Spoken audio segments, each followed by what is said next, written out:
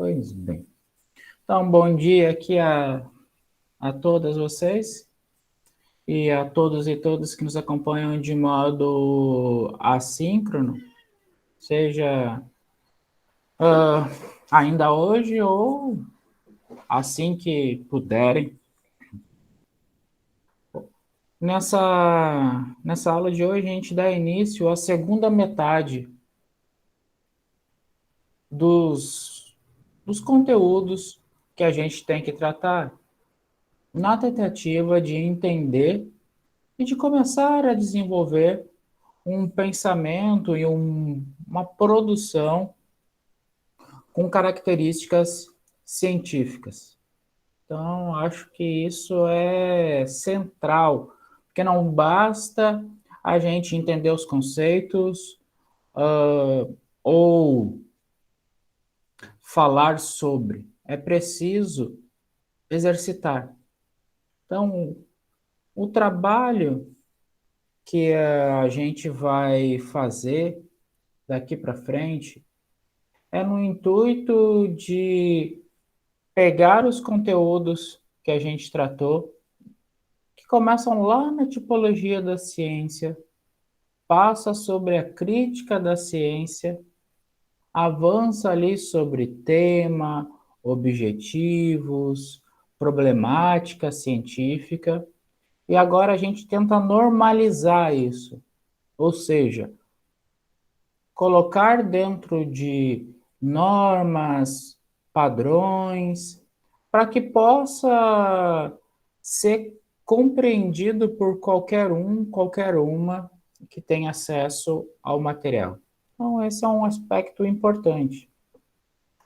Gostaria de lembrar também que essas normas de redação e de formatação, a gente pode dizer, dos trabalhos dentro das regras da BNT, da UFES, que a gente adota aqui na nossa instituição, elas valem para todas as disciplinas. Então, mesmo depois de encerrada a nossa aula aqui, vocês aconselho seriamente a seguirem aplicando estas normas a todo e qualquer trabalho ou atividade que seja demandado de cada uma aqui. Então, eu penso que é um trabalho, é uma parte do conteúdo que o IAS acompanhará ao longo aí de toda a vida, principalmente se seguirem aí a carreira acadêmica. Lembrando que fazer ciência não é colocar nas normas. As normas elas são importantes porque permitem ali uma compreensão, facilitam ali o entendimento dada a disposição do texto, a sua organização, a sua diagramação, facilita a compreensão aqui e ao longo do Brasil. Porém, a ciência em si, ela é feita a partir do que vimos anteriormente. O que é um objeto, um tema, uma problemática, uma hipótese. Entender o que são esses elementos e como eles se relacionam é o real fazer científico. Agora a gente pega estas informações e organiza elas a um ponto para que elas sejam compreendidas por qualquer pessoa, que vocês possam, a partir daí, fazer publicações em revistas científicas. Então, toda e qualquer revista científica que vocês, espero, encaminhem seus materiais, elas vão cobrar essas normatizações. Talvez haja uma pequena variação aqui e ali, mas 90% adotará os padrões que serão vistos a partir de hoje. A nossa P2 também vai ser centrada, são a prova de caráter mais técnico, onde a gente vai aplicar de modo efetivo essas regras, essas orientações que a gente vai ver a partir de agora. Então, vou fazer aqui alguns comentários breves. Eu corrigi a prova, contudo, creio eu não corrigi os trabalhos. Alguém pode me informar que são algumas turmas, em uma parte delas eu corrigi os trabalhos, contudo em outras não.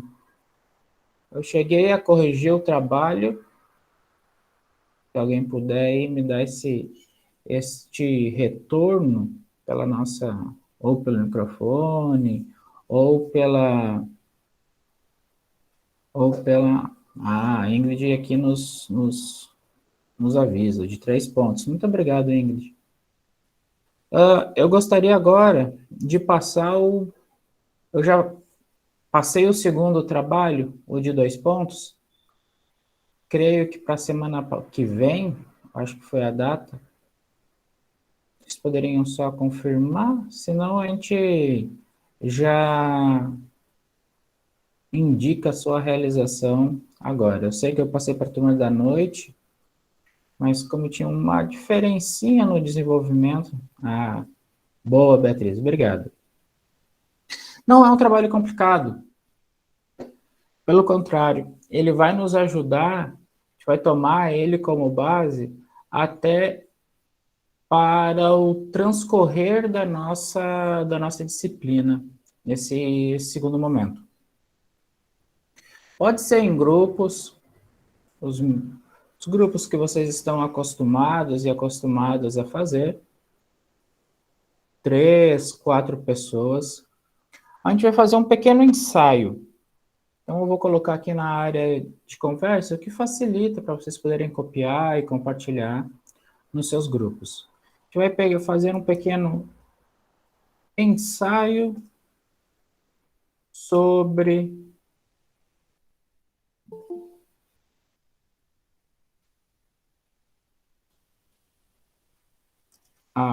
chegando aí, Eduardo, bom dia, Eduardo. Ensaio sobre a produção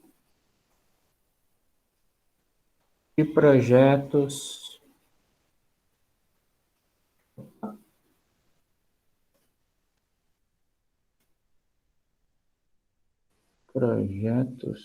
Eduardo, não, Dante, perdão, Dante, projetos científicos.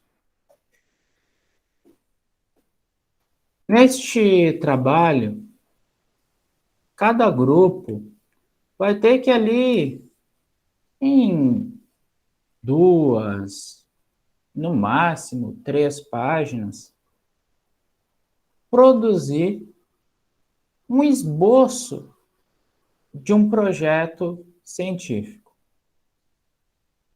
Este esboço, então,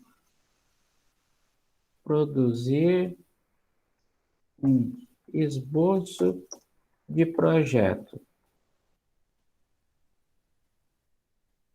E vai ter um tema, um objeto, um problema e uma hipótese. Então, o que a gente basicamente estudou aqui.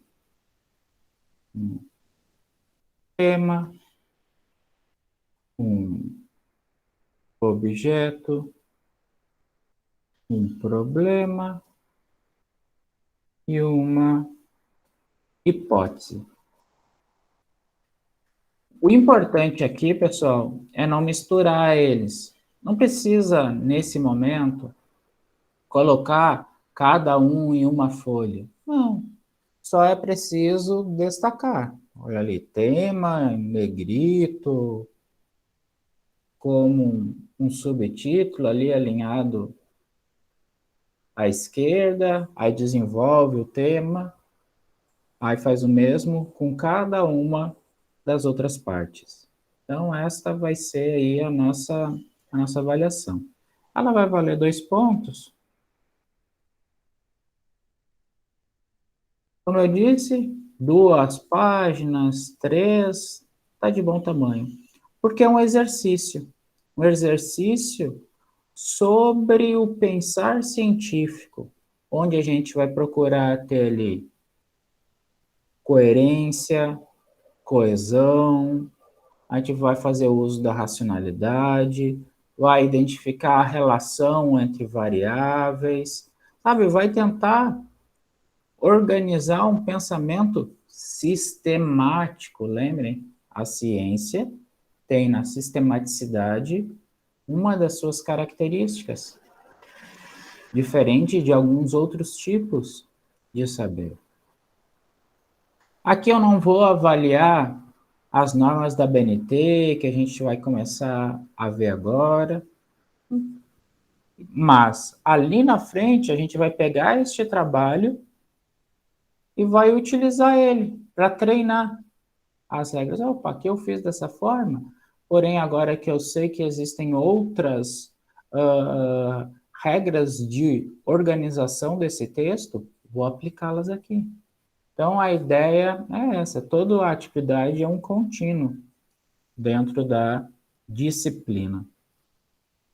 Então, 2 pontos. A data da entrega a gente pode fazer para a segunda semana aí de outubro, para que vocês possam conversar com tranquilidade. Então, pode ser para o dia 14. Dia 14,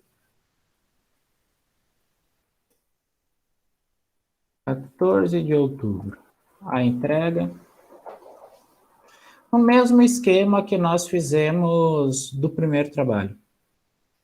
Uma pessoa do grupo manda ali fazer só uma capinha muito simples, só com o título do trabalho e o nome dos integrantes do grupo, para que eu possa, de modo mais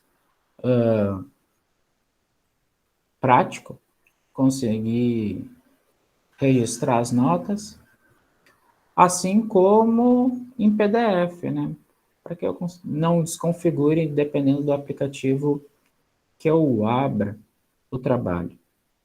Então, dia 14, valendo 2 pontos, em grupo, produzir ali um esboço, fazer ali um pequeno ensaio sobre um projeto científico. Lembrando que esse projeto ele tem que ter relação com o mundo jurídico. Precisa o melhor.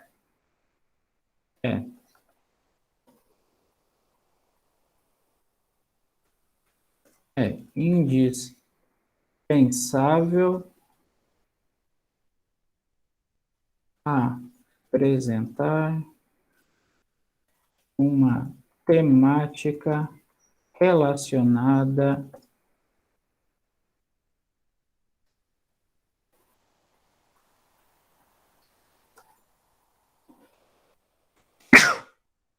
Desculpem. Uma temática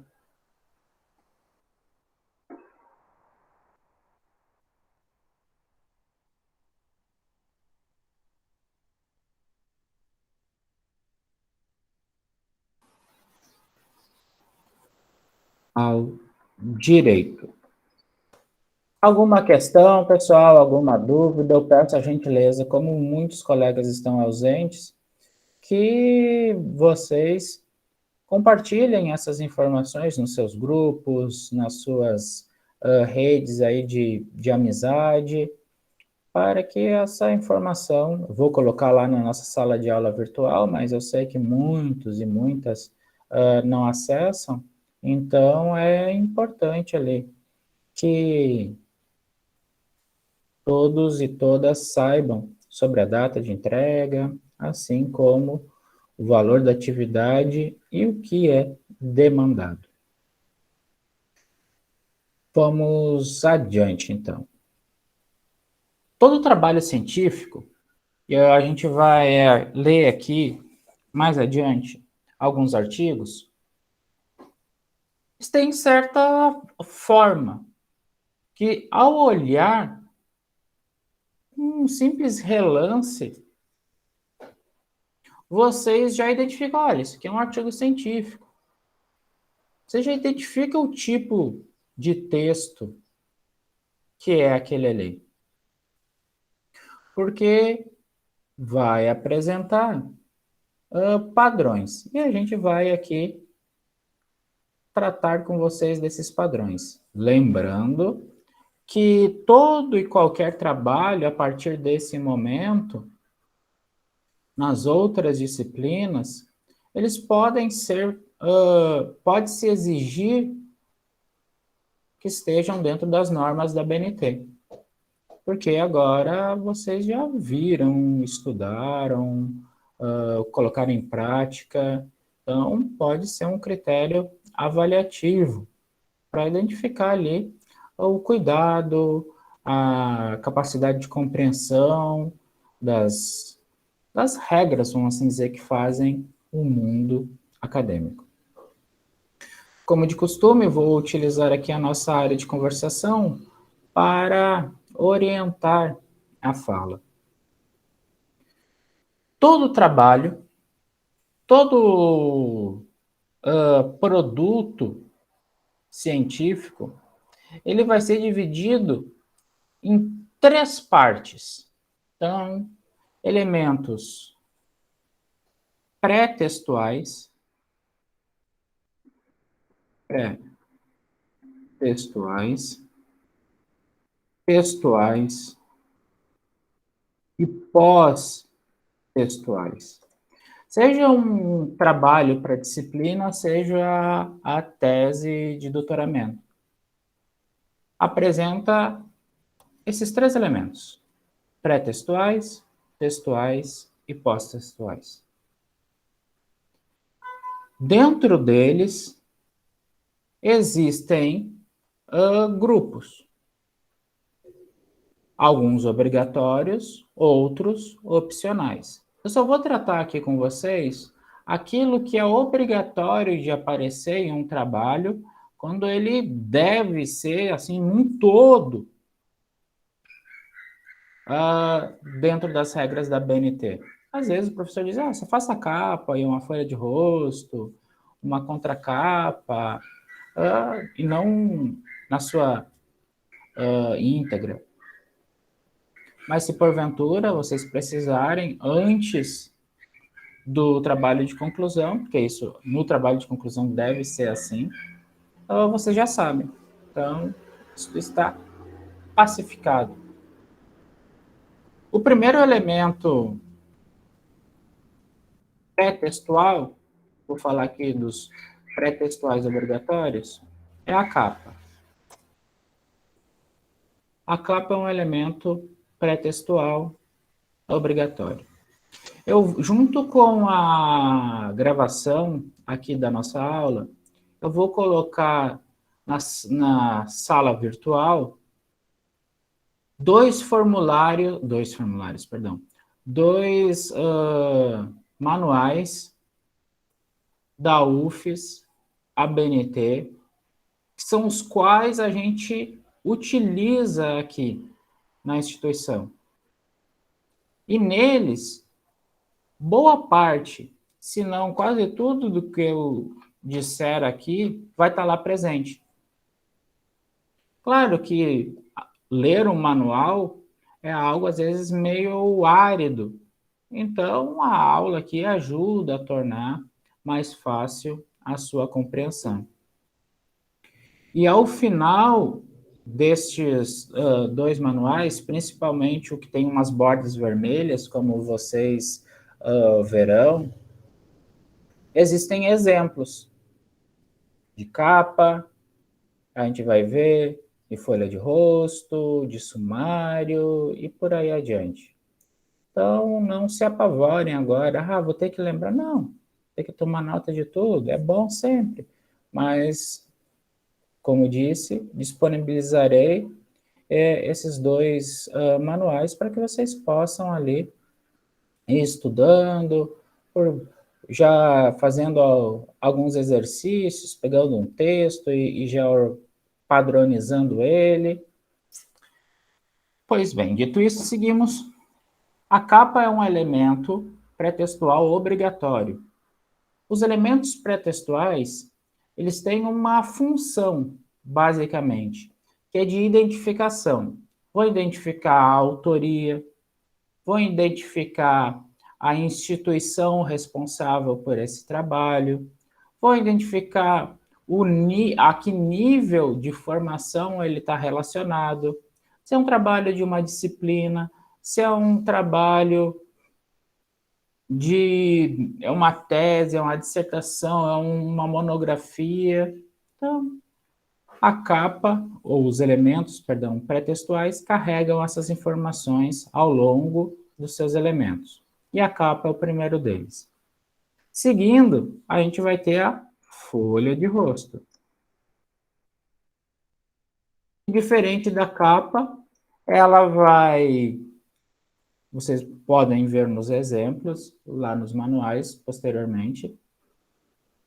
Não vai o nome da instituição e tem uma pequeníssima ficha ali de identificação, onde diz que é um trabalho que serve ou para aprovação num curso, numa disciplina, em que instituição ele está sendo realizado. Então, capa, folha de rosto. Outro elemento importante que aparece em trabalhos científicos, vocês já devem ter visto, são resumos. Resumo é um terceiro elemento obrigatório pré-textual. Porque vocês terão ali 500 caracteres para contar um pouco que trabalho é esse. Então, o resumo é um elemento bem importante. E aí haverá resumo obrigatório na língua nativa, no nosso caso, a língua portuguesa, e inglês. Mas nos nossos trabalhos aqui, creio que nos outros trabalhos fora o TCC, resumos não serão cobrados, em geral, assim. Mas é importante que vocês saibam, porque é um elemento pré-textual e é um elemento obrigatório. Capa, folha de rosto, resumos e o sumário. O sumário também é um elemento pré-textual. E ele tem regras para sua confecção. Assim, não é só colocar um título e um número de página. Não, existe toda um conjunto ali de normas que envolvem a produção de um sumário, que a gente vai ver aqui, creio que até o final da aula. Então, aqui a gente tem os elementos pré-textuais. Obrigatórios. Quando a gente for fazer um trabalho que tiver esses elementos e que vocês forem produzir o sumário, sempre lembrem, a capa nunca conta. Faça um trabalho de 10 páginas com capa. A capa nunca conta. A capa, ela tem um caráter ali protetivo e de identificação. Então, capa não conta. A gente começa a contar as folhas de um trabalho a partir da folha de rosto. E a gente, tomem nota, pessoal, começa a numerar um trabalho, aparecer o númerozinho de página, apenas da introdução em diante, até a última folha. A gente não numera elementos pré-textuais. Então, elementos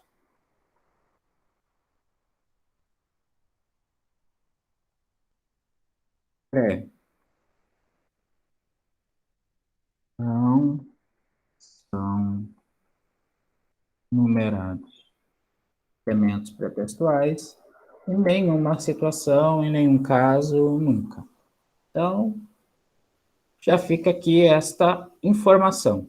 Agora a gente passa para o que realmente importa, que são os elementos textuais. Todos os elementos textuais são obrigatórios. Todos. E não são muitos. Introdução, o desenvolvimento e a conclusão. Lembrando que a introdução de um trabalho, às vezes as pessoas ficam ali, mas o que eu vou dizer na introdução? A introdução, ela é uma síntese muito, muito rápida de todo o trabalho que vier adiante. É como, dito aqui de modo mais simples, assim, é como se fosse aquele resuminho, aquela sinopse de filmes quando você escolhe uma obra ali no Netflix. Olha, em 2 linhas contam uma história de 3 horas. A introdução é mais ou menos isso. Você apenas meio que joga o que virá pela frente. Ele não desenvolve, não. Ele é bastante descritivo. A introdução, ela é basicamente um relato do que estará por vir, para que ali em 2, 3 páginas o leitor seja situado no que virá pela frente. Então, isso é uma introdução. O desenvolvimento aqui é o trabalho em si. Se for uma monografia, se for um texto, se for um trabalho de uma disciplina, uma tese, são os capítulos, são as análises de dados. É o grosso do trabalho. E, por final, nós temos aí a conclusão ou considerações finais, que vão tratar sobre o que importou, o que a gente descobriu de novo, o que a gente passou a refletir que antes não fazíamos. Dito de uma forma diferente, é o que há de novo para nós ou para a ciência a partir da produção deste material. Então, reflita sobre isso. Olha, tem que fazer aqui uma conclusão, mas o que eu vou colocar na conclusão? O que eu não sabia e que agora sei. Ou, se for um trabalho investigativo, como aqui a gente espera que os nossos possam ser, o que a gente descobriu sobre o funcionamento do mundo jurídico. Então, os elementos textuais, eles todos são, então, numerados também. Como eu disse, a partir do sumário, a primeira coisa, vamos assim dizer, que é numerado, é a introdução. É que vai o númerozinho. Que é o primeiro textual. Agora a gente chega nos elementos pós-textuais. Pós-textuais. E vai existir apenas um elemento pós-textual obrigatório. É a lista de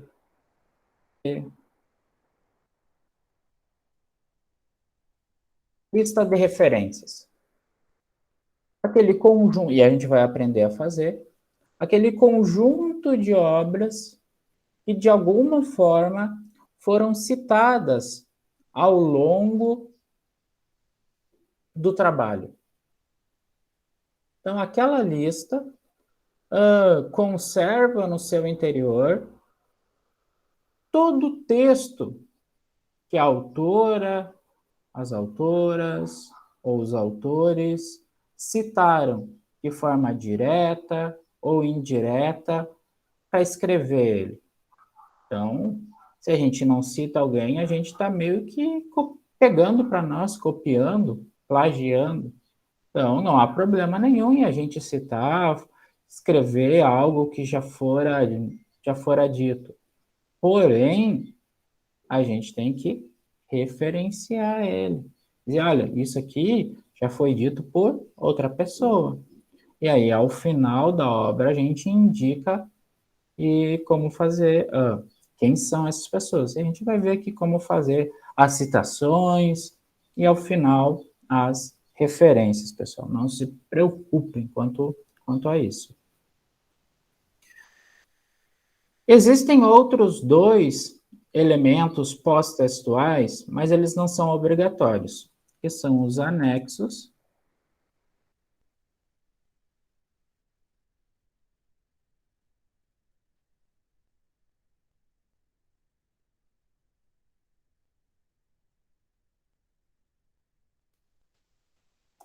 e os apêndices. É preciso aqui lembrar o seguinte: anexo é todo tipo de material que foi produzido por terceiros e que, de alguma forma, nós utilizamos no nosso trabalho. Por exemplo, vocês vão fazer um trabalho de conclusão, aí vocês vão analisar julgados, determinado tipo lá de julgado. E aí vocês querem colocar um como exemplo ao final do trabalho para ilustrar como é que era, vamos assim dizer, de modo cru, o material que vocês analisaram. Como foi produzido por um terceiro, uma terceira, isso é um anexo. Apêndices são materiais que nós produzimos para a elaboração daquele trabalho, mas que por alguma razão a gente não quis que eles estivessem lá dentro, para não alterar o ritmo do texto, ou porque ele era algo mais bruto. Por exemplo, uma entrevista. Você foi lá, realizou uma entrevista, transcreveu ela, e não cabe colocar ela no seu todo dentro do texto. Então, ela pode vir ao final como um apêndice. Então, anexos, materiais produzidos por terceiros, apêndices, materiais produzidos por nós. E eles vêm sempre depois da lista de referências, também numerados e identificados no sumário. Avançando, pessoal, compreendido? Agora, nós vimos aqui sobre as estruturas, ou melhor, sobre a estrutura e seus elementos, que compõem um trabalho científico. Então, o trabalho começa na capa, na primeira letrinha da capa e encerra no ponto final de um anexo ou de um apêndice. Lembrando que os elementos pré-textuais não são numerados, que a capa não é nem numerada nem contada, que a primeira numeração vai aparecer no sumário, mas a gente começou a contar a folha lá desde a folha de rosto, só não as numerou. Lembramos aqui o que é uma introdução, desenvolvimento, a conclusão. Ana pode perguntar assim, tá, mas quantas folhas tem que ter uma introdução? Em geral, pessoal, uma introdução, ela tem mais ou menos 10% do desenvolvimento. Então, se o desenvolvimento tiver 30 linhas, uma introdução de 30 linhas, perdão, de 30 folhas, uma introdução ali de 3 folhas já é de bom tamanho. Então, esse é mais ou menos o cálculo que a gente faz. Porque a introdução é apenas uma breve apresentação do trabalho, sem maiores detalhes. Agora que falamos sobre os elementos que compõem um trabalho científico, a gente vai para características mais detalhadas. Fonte, tipo de fonte. São aceitas basicamente duas: Arial ou Times New Roman. É uma ou outra, pessoal. E nunca as duas ao mesmo tempo. Faço umas folhas, uns parágrafos, umas linhas com uma, depois, as duas estão valendo, não. É uma ou outra que deve estar presente em todo o trabalho, da primeira linha até a última. Então, Times ou Arial são as fontes. O tamanho dessa fonte, pessoal, sempre 12.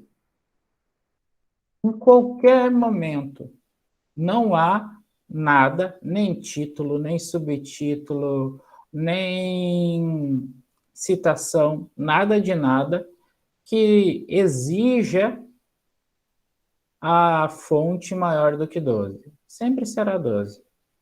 Então, às vezes as pessoas têm costume de colocar o título lá 14 ou 16. Não, não, não. Sempre 12. Sempre, sempre, sempre 12. Só duas situações bem específicas. O tamanho da fonte não será 12, mas sim 10. Em rodapés ou citações com recuo. Eu vou explicar aí, creio, já na próxima aula, como fazer uma citação, em que momento a gente faz citações com recuo. Então, só nesses dois casos, a letra diminui ali 2 pontos e passa a ser 10.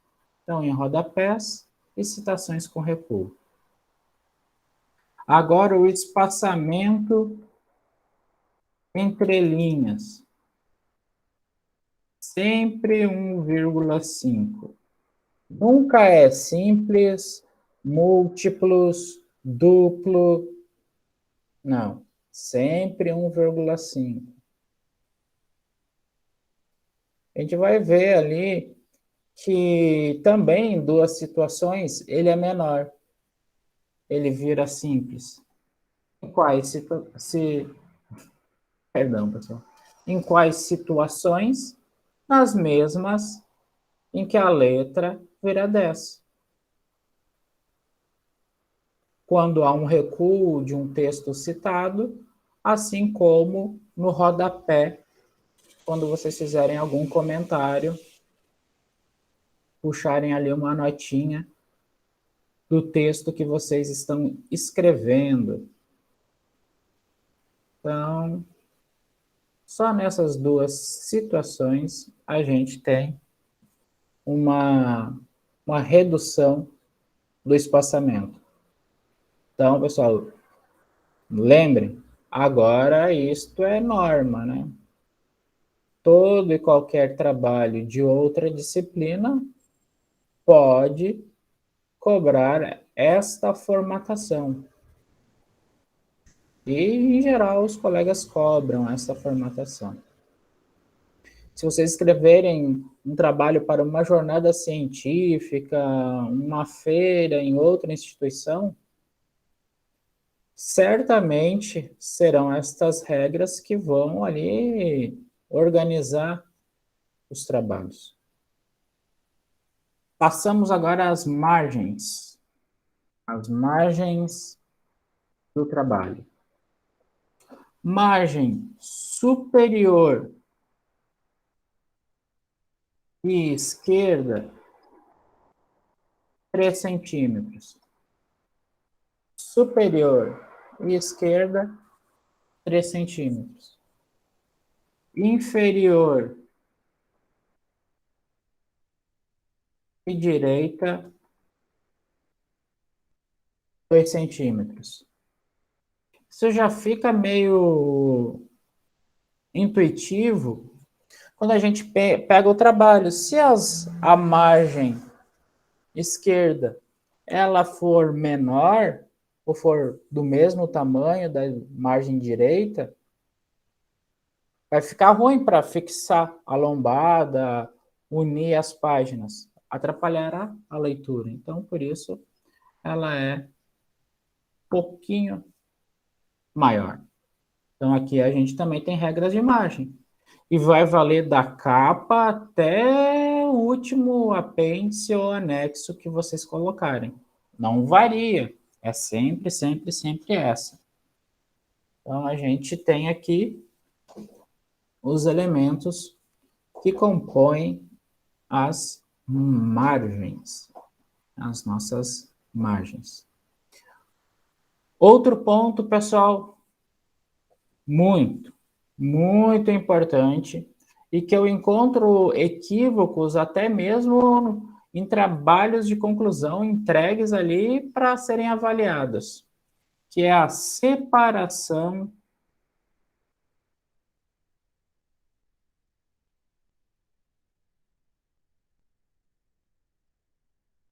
de parágrafos.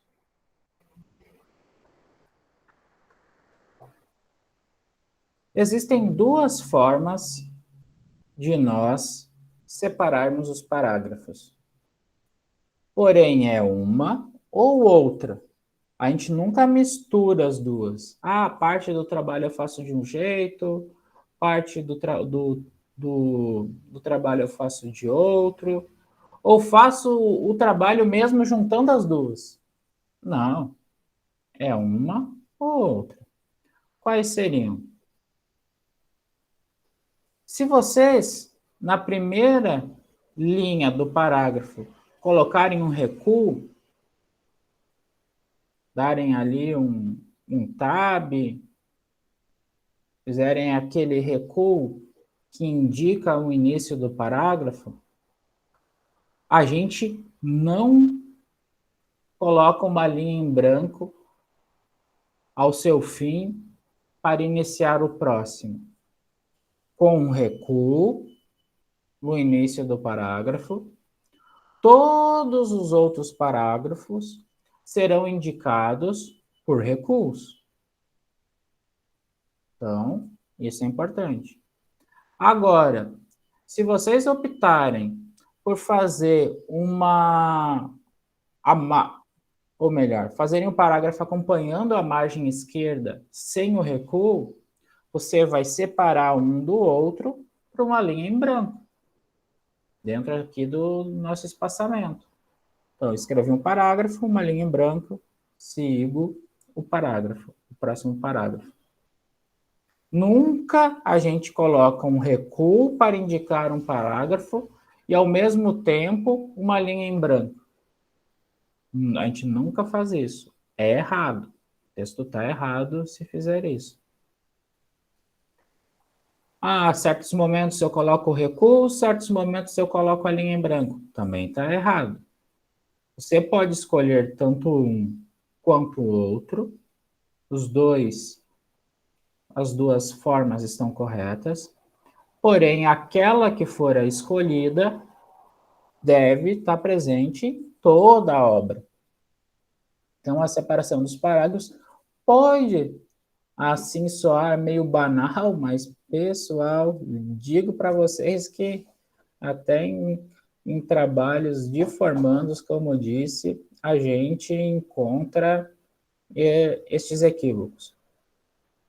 Então, falamos aqui do tamanho da fonte, do tipo de fonte, do espaçamento entre linhas, de margem, de separação de parágrafos. Agora eu queria trazer alguns informes quanto a destaques que a gente, porventura, faça dentro do texto. O uso do itálico.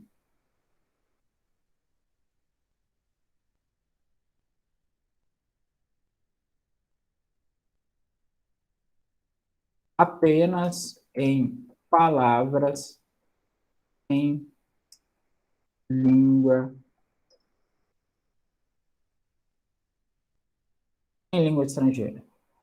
A gente não usa o itálico em nenhuma outra situação, apenas em palavras de língua estrangeira. Mouse, book, law, só em palavras em língua estrangeira, pessoal.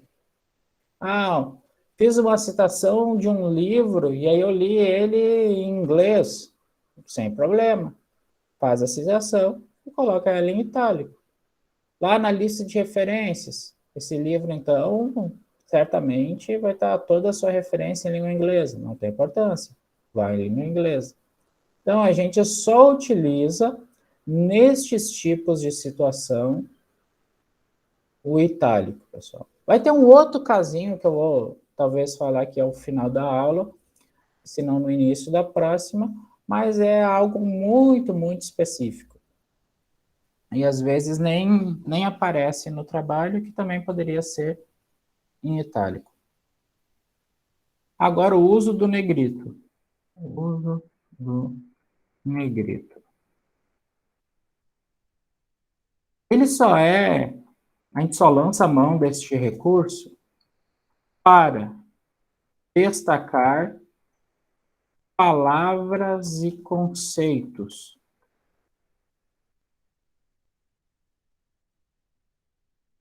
A gente não coloca negrito em título de trabalho. A gente vai ver que a gente coloca na numeração progressiva, em seções primárias e terciárias.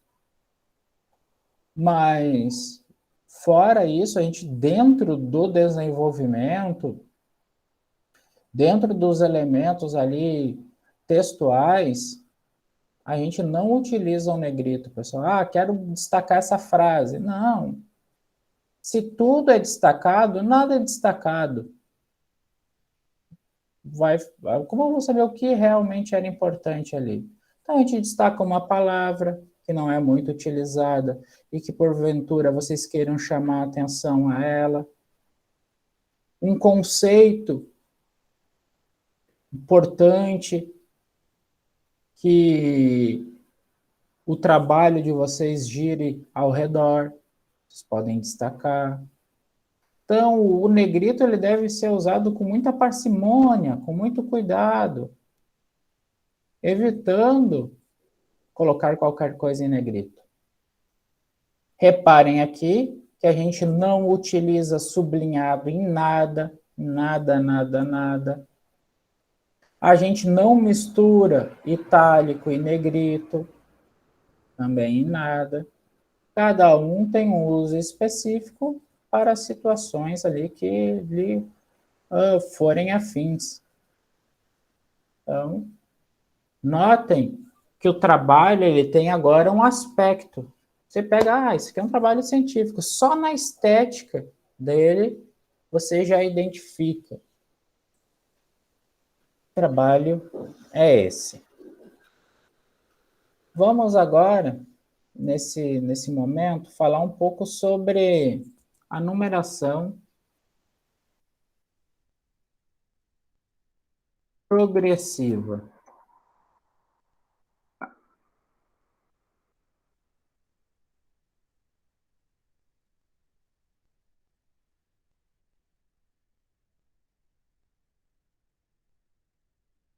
Numeração progressiva. Certamente vocês já acompanharam, certamente, textos que tem ali um número na frente de um título ou de um subtítulo de capítulo. Então, aquele número é o que a gente chama a numeração progressiva.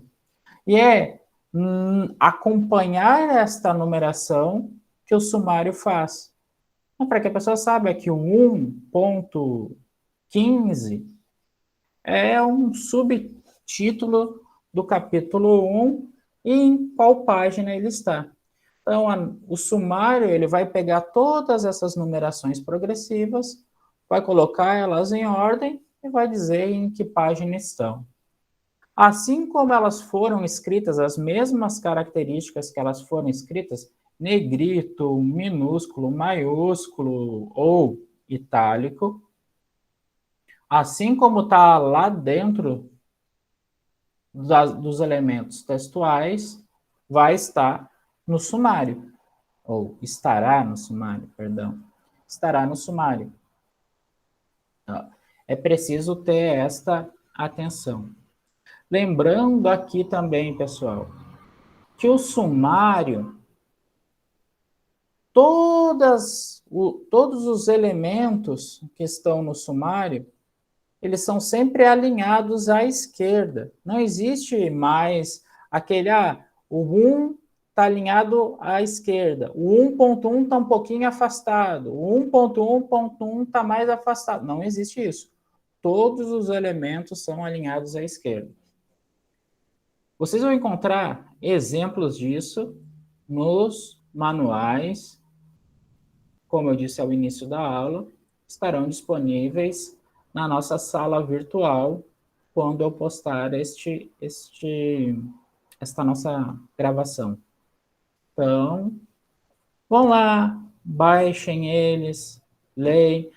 Os exemplos estão no final do manual, que terá as bordas vermelhas. Acompanhem, leiam, para que tudo isso que eu estou falando ganhe certa materialidade visual para cada um e cada uma aqui de vocês. A numeração progressiva, então vamos lá. Um capítulo, ele sempre vai ter ali um número sozinho. Vamos imaginar aqui, História do Direito. Você está escrevendo um trabalho que História do Direito. 1. Notem que entre o último número e a primeira letra não vai nenhum ponto. Olha, espaço, começa o título. Então, entre o último número e a primeira letra, não vai nenhum elemento. Não tem ponto, não tem tracinho, não tem nada. Os elementos primários, primário, não é primário porque tem o 1. Lembrem, pessoal, pode ser o capítulo 3, pode ser o capítulo 4. Primário porque ele só tem um número. É o capítulo. E no seu interior haverão subdivisões. História do direito. As seções primárias, portanto, elas são em negrito e maiúsculo. Pena não ter como colocar aqui em negrito na nossa área de conversa. Mas ela é em negrito. Aí vocês estão avançando, aí fazem uma outra seção. 1.1. História do direito.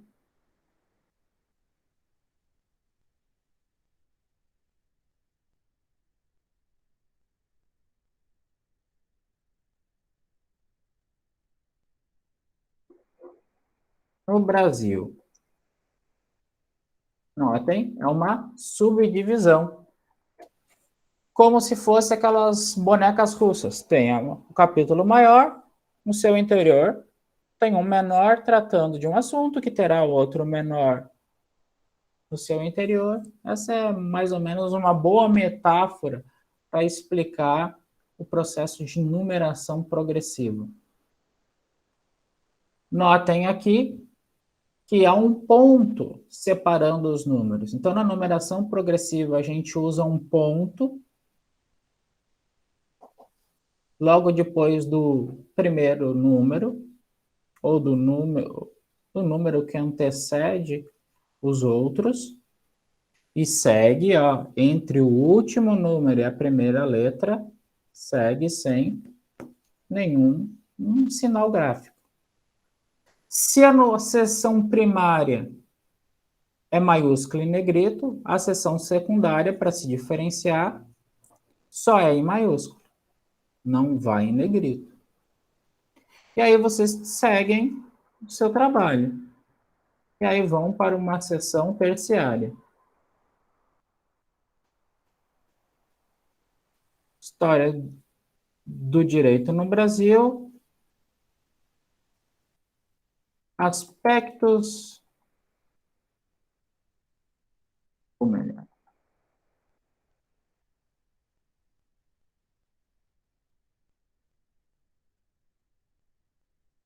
Peculiaridades capixabas. Vamos falar ali de algumas peculiaridades aqui no nosso estado. Notem que é uma seção terciária, porque tem 3 elementos. Esse já é o terceiro elemento, melhor dizendo, daquele capítulo maior. Os números separados por ponto, e entre o ponto, e entre o texto e a numeração, não vai nada. Seção terciária, sua característica, letras minúsculas e negrito. Notem, negrito, normal, negrito, e o próximo que a gente vai ver, normal. Então, a seção terciária é uma subdivisão da secundária, que por sua vez é uma subdivisão da primária.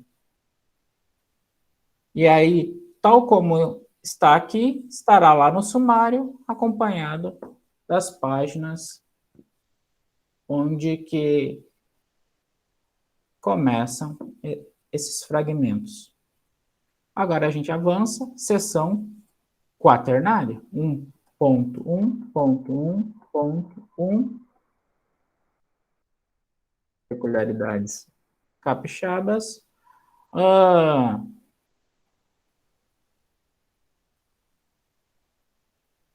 Casos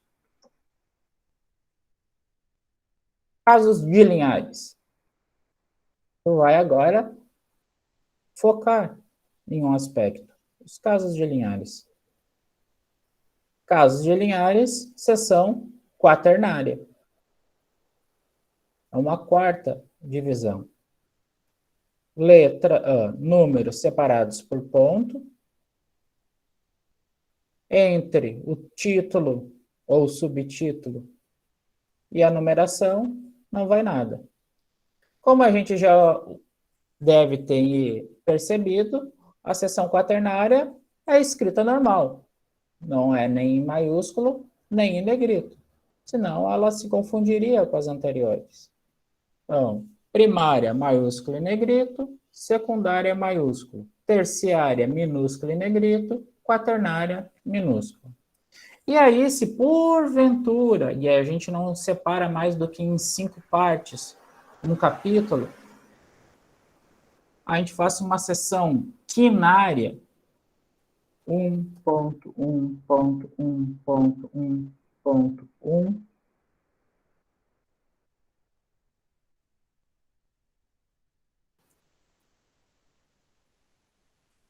Tribunal do Júri.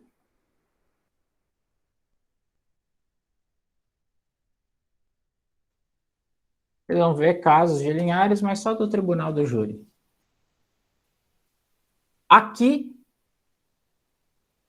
seria em itálico, que eu comentei. O único caso que não é em palavras em língua estrangeira é para identificar se porventura houver o título de uma seção quinária, ou seja, de uma quinta divisão de um parágrafo, de um capítulo. Então, pessoal, tal como está aqui, estará no sumário, alinhado lá no sumário, como aqui, sempre na margem esquerda, nunca há espaço. Tirou do texto, colocou no sumário, sempre alinhado, não centralizado, sempre alinhado na margem esquerda, seja dentro do texto, quanto no sumário. Alguma dúvida, questão, algo não ficou claro? Pessoal, por favor, meninas, fiquem livres para, ou melhor, sejam sempre livres para expressarem aqui a sua dúvida, a sua inconformidade. Lembrando que tudo que foi dito aqui estará, claro que de modo frio, mas nos manuais normativos que colocarei à disposição junto com este texto, ou perdão, com este vídeo para download lá na nossa sala virtual.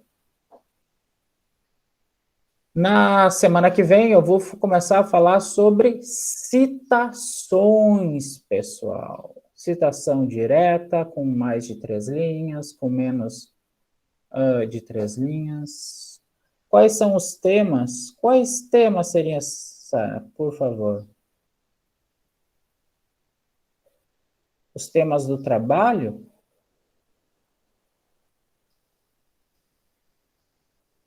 qualquer tema relacionado ao universo jurídico, que vocês tenham estudado, que vocês queiram estudar, ele só precisa ter alguma relação com o mundo jurídico. Qualquer um. Direito do trabalho, de família, propriedade, direitos civis, primeiro, qualquer coisa que tenha um pé no mundo jurídico.